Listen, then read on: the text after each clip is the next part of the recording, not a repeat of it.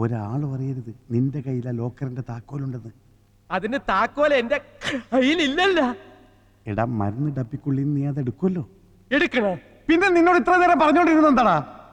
മരുന്ന് ഡപ്പി. അതെ, അതിനകത്തുനിന്ന് ആ താക്കോൽ എടുത്ത് മറ്റെവിടെയെങ്കിലും ഒളിപ്പിക്കണം. അത്രേ ഉള്ള അത് ഞാൻ ഒളിപ്പിക്കാം. ആരും അറിയരുത് അത് നിന്റെ കയ്യിലുണ്ടെന്ന്. ഒളിപ്പിച്ച് കഴിഞ്ഞ പിന്നെ എന്റെ കാണൂലല്ലോ. എങ്കിലും അത് നിന്റെ കയ്യിലാണല്ലോ ഉണ്ടാവുക. എന്റെ കയ്യിലില്ലല്ലോ, ഞാൻ ഒളിപ്പിച്ച് കഴിഞ്ഞില്ലേ. എടാ നിന്റെ കയ്യിൽ വന്നതിന് ശേഷമാണല്ലോ അത് ഒളിപ്പിച്ചു വെക്കുക. ഒളിപ്പിച്ച് കഴിഞ്ഞ പിന്നെ എന്റെ കാണൂലല്ലോ. എടാ കഴുത താക്കോൽ എവിടെ നിനക്ക് അറിയില്ലേ? മരുന്ന് ഡപ്പിയില്ലേ? ഇപ്പോഴല്ല, പിന്നെ അത് അവിടെ നിന്ന് എടുത്തതിന് ശേഷം. അപ്പൊ എന്റെ കയ്യില്, പിന്നെ ഞാനത് ഒളിപ്പിച്ചു വെക്കുമല്ലോ, അപ്പൊ എന്റെ കയ്യിൽ കാണൂലല്ലോ. എടാ നിന്റെ കയ്യിലുള്ളത് കൊണ്ടല്ലേ നീ അത് ഒളിപ്പിക്കുന്നത്. ഒളിപ്പിച്ചു വെക്കുന്നുണ്ടല്ലേ കയ്യിലില്ലാന്ന് പറഞ്ഞത്. നീ ഒളിപ്പിക്കുമ്പോ നിനക്കറിയാലോ അത് നിന്റെ കയ്യിലുണ്ടെന്ന്.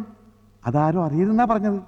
എന്റെ കയ്യിലുണ്ടെങ്കിലല്ലേ അച്ചായ എന്റെ കയ്യിലുണ്ടെന്ന് ആൾക്കാർ അറിയൂ.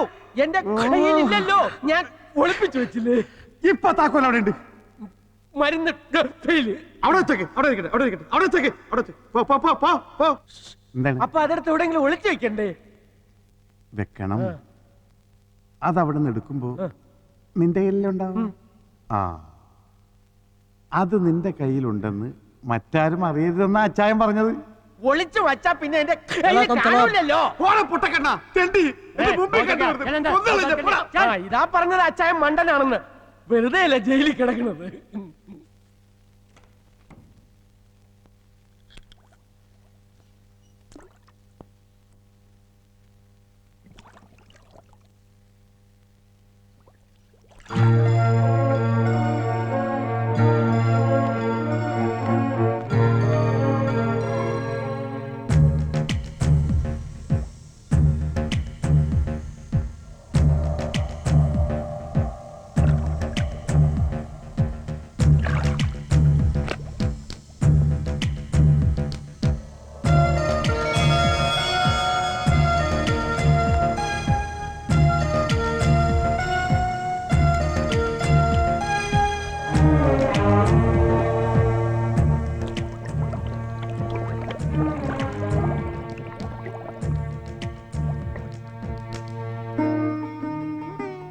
എന്റെ ഉണ്ണികൃഷ്ണ, എന്റെ കുഞ്ഞിനെ വേഗം ഇങ്ങെത്തിച്ചു തരണേ. എന്റെ ഈ കാത്തിരിപ്പിനൊരവസാനം ഉണ്ടാക്കി തരണേ കണ്ണ.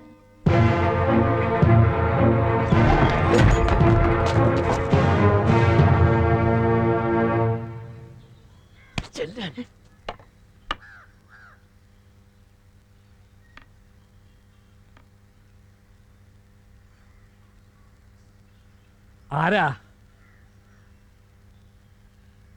आराधे कौन?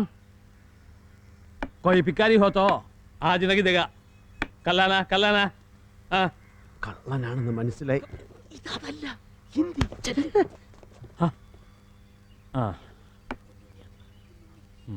ഞാൻ ഉണ്ണിയാ, കുഞ്ഞുണ്ണി.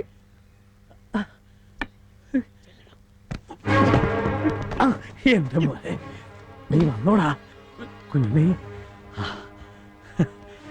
സേതു വാ, കുഞ്ഞുണ്ണി വന്നു. നഖങ്ങളുടെ മുകളിൽ കള്ളങ്ങൾ അടുക്കി അടുക്കി നമ്മൾ ഉയരങ്ങളിലേക്ക് പോവുകയാണ് ഗോവിന്ദൻകുട്ടി. അവിടെ നിന്ന് വീണാ മതി, മൂക്ക് കുത്തി വീഴും, പിന്നെ എണീക്കാൻ പറ്റില്ല. അതുകൊണ്ട് പറഞ്ഞതാ. വലിയ തത്വമൊന്നും പറയണ്ട. നിക്കക്കളിയില്ലാത്ത നിലയില്ല നമ്മൾ. തത്തയെ പഠിപ്പിക്കുമ്പോൾ എല്ലാം ഞാൻ പഠിപ്പിച്ചതല്ലേ. പറ്റില്ലെങ്കിൽ അവിടെ വെച്ച് പറഞ്ഞുകൂടായിരുന്നു. പറ്റില്ലെന്ന്. ഇവിടെ വന്നപ്പോ എന്റെ കൈയും കാലും വിറച്ചുപോയി ഗോവിന്ദൻകുട്ടി. കണ്ണൻ എന്റെ പ്രാർത്ഥന കേട്ടു. ഒരടിയം. എന്റെ കുഞ്ഞുണ്ണി വന്നു. എവിടെ മോനെ? നീ എന്താ കുഞ്ഞുണ്ണി? ഫ്ലൈറ്റ് കുറച്ച് ലേറ്റ് ആയി പോയി. എന്റെ മോനെ കുഞ്ഞുണ്ണി.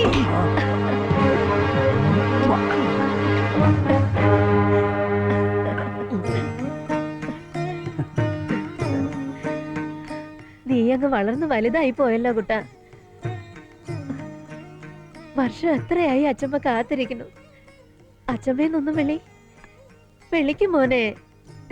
അച്ഛമ്മ മൂമ്മേ. അതാരാ? ആരാത്? ആരാ കുഞ്ഞുണ്ണി കൂടെ? നേരത്തെ കേട്ട ശബ്ദമല്ലല്ലോ അത്. ആരാ ചോദിച്ചത് കേട്ടില്ലേ? ആരാന്നാ ചോദിച്ചത്? ആരാ? ഞാൻ തന്നെ. സന്തോഷം കൊണ്ട് ശബ്ദം ഇടറിപ്പോയത് അപ്പൂപ്പ. അപ്പൂപ്പനോ? അച്ചച്ചൻ. അച്ചച്ചനും അമേരിക്കയിൽ നിന്ന് വന്നപ്പോ കഴിച്ചതൊക്കെ മറന്നൂല്ലേ? അങ്ങനെയൊന്നുമില്ല, എല്ലാം ഒന്നല്ലേ. അല്ല, ഞങ്ങക്ക് ഞങ്ങളുടെ പഴയ ഉണ്ണിയാ നീ ഇപ്പോഴും. മണം മാറി, മുഖം മാറി. അമേരിക്കയിലൊക്കെ ആയിരുന്നോണ്ട് നല്ലോണം വെളുത്ത് കാണൂല്ലേ? വെളുത്തൊരു വഴി.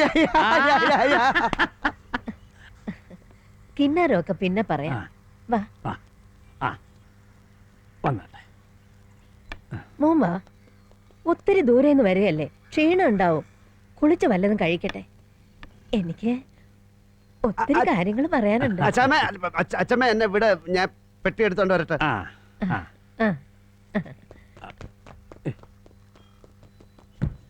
കുഞ്ഞുണ്ണി. എന്താ? എല്ലാം പൂട്ടിയിട്ടിരിക്കുക. ഇത്രയും വലിയ വീട് ഒരു ബാധ്യതയാ. വല്ല ഫ്ലാറ്റിലോട്ടോ മറ്റോ മാറാമെന്ന് വിചാരിച്ചാൽ സേതുവിനാവതില്ല. ജോലിക്കാണെങ്കിൽ വിശ്വസിക്കാൻ കൊള്ളാവുന്ന ഒരാളെയും കിട്ടാനില്ല. ആ പൊതുവാള് പോയതോടെ എല്ലാം അടച്ചിട്ടു. തീരെ നിവൃത്തിയില്ലാത്തതുകൊണ്ടാണ് അവനെ പറഞ്ഞു വിട്ടത്. നേരം വെളുത്താൽ അപ്പം തുടങ്ങും കൂടി.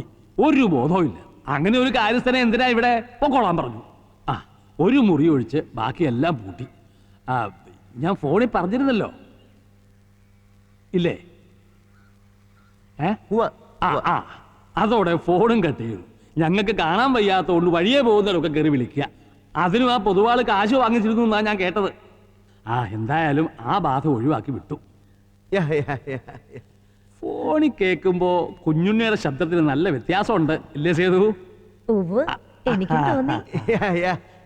എന്നാ പിന്നെ ഞാൻ പോയി കുളിച്ചിട്ട് വരാം. മോളില് ഒരു മുറി വൃത്തിയാക്കി ഇട്ടിട്ടുണ്ട്. കുളി കഴിഞ്ഞ് വരുമ്പോഴേക്കും ഇവിടെ അടുത്ത് ഒരു ആർക്കെ നായരുടെ ഹോട്ടലുണ്ട്. അവിടെ നിന്ന് ആഹാരം വരുന്നത്. ഇവിടെ വെക്കാനും വിളമ്പാനൊന്നും ആരും ഇല്ലല്ലോ. ചെന്നാട്ടെ. എനിക്ക് വിശ്വസിക്കാൻ വയ്യ.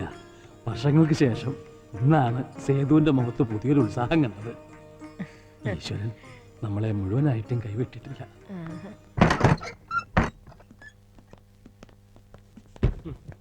എടാ, മനുഷ്യനായ സാമാന്യ ബോധം വേണം. 100 പ്രാവശ്യം പറഞ്ഞല്ലേ അങ്ങനെ ചെയ് ഇങ്ങനെ ചെയ്. എവിടെ നശിപ്പിച്ചു? സമാധാനമായല്ലോ, അനുഭവിച്ചോ? കുത്തി കുടലിങ്ങനെ എടുക്കും. ഗ്ലാസ് വെച്ച കാണൂല. എന്താ നിന്നോട് ആരാ അവരുടെ ദേഹത്ത് പോയി അലിച്ചെല്ലി വീഴാൻ പറഞ്ഞ? എന്നെ കൂടെ ഒന്നും പറയിപ്പിക്കണ്ട. സായിപ്പിനെ കാണുമ്പോൾ കവാത്ത് മറക്കുന്ന ജാതിയാണ്. എന്തൊക്കെയാ നീ ഇവിടെ കാണിച്ചത്? നൈസായിട്ടങ്ങ് സ്ലിപ്പ് ആയല്ലേ. പോരാത്തിന് എന്ത് ചോദിച്ചാലും ഒരു അയ്യ. പറ്റിയത് പറ്റി. ഇനിയിപ്പോ എന്ത്? കക്കാൻ പഠിച്ചാൽ നിൽക്കാൻ പഠിക്കണം. എടാ, ആ കുരുടനും കുരുടിയും വിളഞ്ഞ വിത്തുകളാ. ഒരിക്കൽ തൊട്ടാലോ കേട്ടാലോ മതി, മേലോട്ട് കെട്ടിയെടുക്കുന്നവരെ മറക്കൂല. അതങ്ങനെ കണ്ണു കാണാത്തവർക്ക് കേൾവി കൂടും, ചെവിയാക്കാത്തവർക്ക് കാഴ്ച ശക്തി കൂടും. ഈശ്വരൻ കൊടുക്കുന്ന ഒരു വല്ലാത്ത കൊടുപ്പ് തന്നെ. ആര്? ഈശ്വരൻ അമ്മച്ചിക്ക് കൊടുത്തത്. നീ ഒരു അക്ഷരം കണ്ടല്ലേ പറഞ്ഞോളൂ. ഇനി ആലുവ മണപ്പുറത്ത് വെച്ച് നിന്റെ ശബ്ദം കേട്ടാലും കിളവന് മനസ്സിലാവും. അറിയോ? പിന്നെ നീ ഒറ്റയ്ക്ക് അവരുടെ മുമ്പിൽ പോയി ചാടണ്ട. വിസ ശരിയാകുന്നവരെ നീ പുറത്തു പോണ്ട. വിസ ശരിയാവണോ? ഈ കാശ് വേണ്ടേ? 2 ലക്ഷം രൂപയ്ക്ക് ഇപ്പൊ എവിടെ പോകും? ഒരു മാസം ഞാൻ കൊടുത്തില്ലെങ്കിൽ കൊടുത്തതും കൂടെ പോകും. ഒന്നുകിൽ ആ പണം എവിടെ ഒളിപ്പിച്ചിരിക്കുന്നു എന്ന് കണ്ടുപിടിക്കണം, അല്ലെങ്കിൽ വേറെ എന്തെങ്കിലും വഴി നോക്കണം. വേറൊരു വഴിയുമില്ല. ആ പിശാചിനറിയാം കാശ് അവിടെ ഉണ്ടെന്ന്. അവളും ആ വിക്കനും കൂടെ കളിക്കുന്ന കളിയാണ് എന്റെ വിശ്വാസം. നമ്മൾ മണ്ടന്മാരായ അവള് കാശും കൊണ്ടുപോകും, നമ്മൾ അകത്തുമാവും. നീ എന്തുവാടെ ചുമ്മാ? അതുകൊണ്ട് അവൾ എവിടെ പോയാലും നീ വിടാതെ അവളുടെ പുറകെ കൂടണം. എന്താ?